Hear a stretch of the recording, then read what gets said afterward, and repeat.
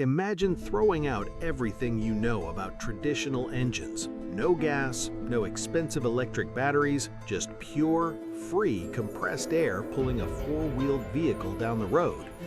Most people look at an old, rusty scrap bicycle and see trash, but if you look closely enough, you see the perfect foundation for a mind-blowing engineering experiment. What if you could strip that bike down to its bare bones, multiply its wheels, and build a custom pneumatic engine that runs completely on the air around us? It sounds absolutely impossible, right? Like something straight out of a sci-fi movie or a mad scientist's garage. But today, we are turning that wild concept into absolute reality. And you are going to see every single step of how a regular bicycle undergoes the ultimate mechanical transformation into a fully functional, air-powered quadricycle. The journey starts with a simple, discarded bicycle frame sitting in the corner of the workshop. To build something entirely new, you first have to completely destroy what is already there. Taking an angle grinder to a perfectly good bicycle frame feels a bit chaotic, but it's necessary to harvest the core components. The main goal here is to preserve the pedal assembly, the chain drive mechanisms, and the structural tubing that can be repurposed. Sparks fly across the concrete floor as the grinder cuts through the metal tubes, separating the front fork from the rear triangle. It's a messy, loud process, but it clears the canvas for the real fabrication to begin. Once the essential pieces are isolated, they have to be thoroughly cleaned. Years of rust, grease, and old paint need to be stripped away using a wire wheel attachment until the raw steel shines. This clean surface is absolutely critical because any leftover impurities will completely ruin the welds later on. And when you're building a vehicle from scratch, a weak weld can mean structural failure at the worst possible moment. With the raw materials prepped, the next phase is designing and fabricating the brand new four-wheeled chassis. A standard bicycle is built for balance on two wheels, but a quadricycle requires a completely stable, square footprint. This means building a heavy-duty rectangular base frame from scratch using square steel tubing. Every single piece must be measured with absolute precision, cut cleanly, and clamped tightly into place before any welding happens. If the frame is even a fraction of an inch out of alignment, the entire vehicle will pull to one side, wearing down the tires and ruining the handling. You have to carefully map out where the driver will sit, how the weight will be distributed, and where the air tanks will rest. After tack welding the main perimeter together, the frame is flipped and checked from every angle to ensure it is perfectly flat. Once everything aligns beautifully, the final structural welds are laid down, creating a solid, rigid platform that can handle the stress of rough roads and the heavy weight of the upcoming pneumatic system. Now, a four-wheeled vehicle needs a proper steering mechanism, which is significantly more complex than a simple bicycle handlebar setup. You can't just turn a single fork anymore. You have to link two separate front wheels together so they turn in perfect unison. This requires building a custom steering geometry, often utilizing a basic go-kart style tie rod system. Two front wheel hubs are fabricated using heavy-duty spindles and welded to the outer edges of the front axle assembly. A central steering column extends upward toward the driver's position, topped with a custom fabricated steering wheel. Connecting the steering column to the wheel spindles requires adjustable metal rods with ball joints. Getting the alignment right is a grueling process of trial and error. You have to adjust the toe-in and toe-out angles perfectly so that when you turn the steering wheel, both tires grip the ground and articulate smoothly without scrubbing against the pavement or locking up. Once the front steering is dialed in, the attention shifts to the rear axle and the drivetrain. This is where the bicycle heritage truly shines. The original rear wheel hub and sprocket system from the bike are integrated into the center of a solid steel rear axle. This setup allows the chain to transfer power directly to both rear wheels simultaneously.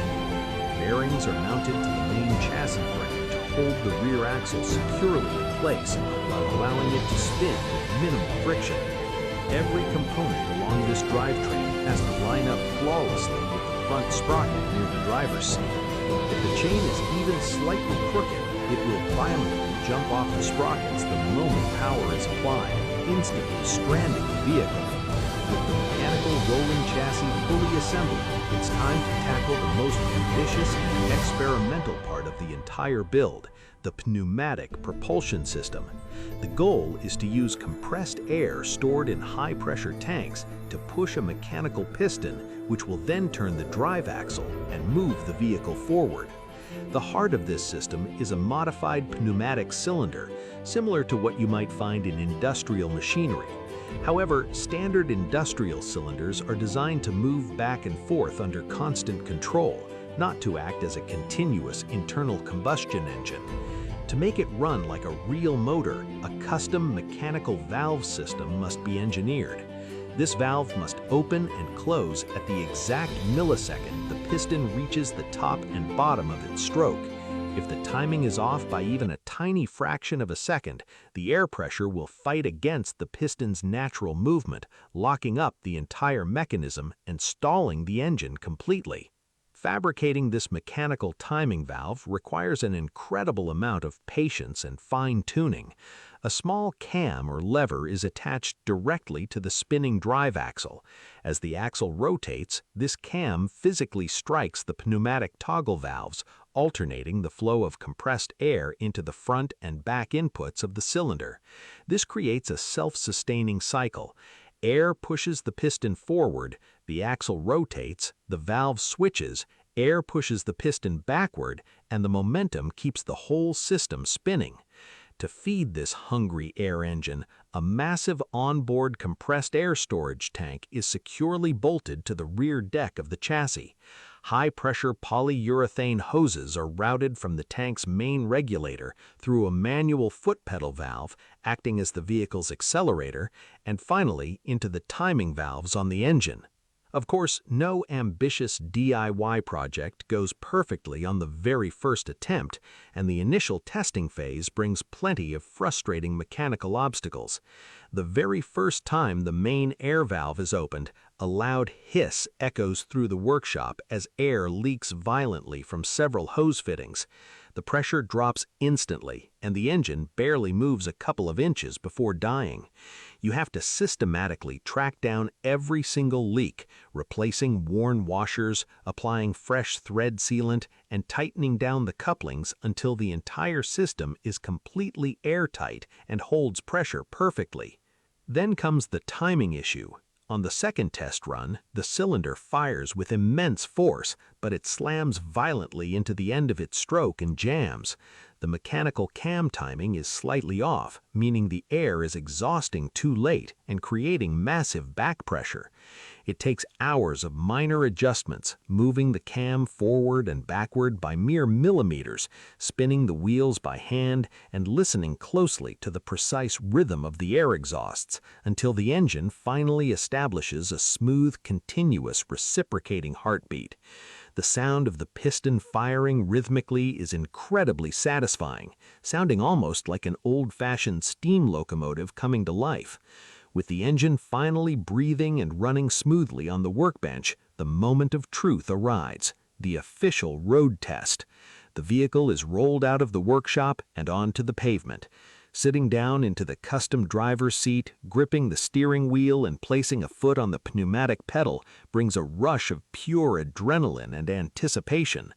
Pressing down gently on the accelerator pedal sends a sudden surge of high-pressure air through the lines.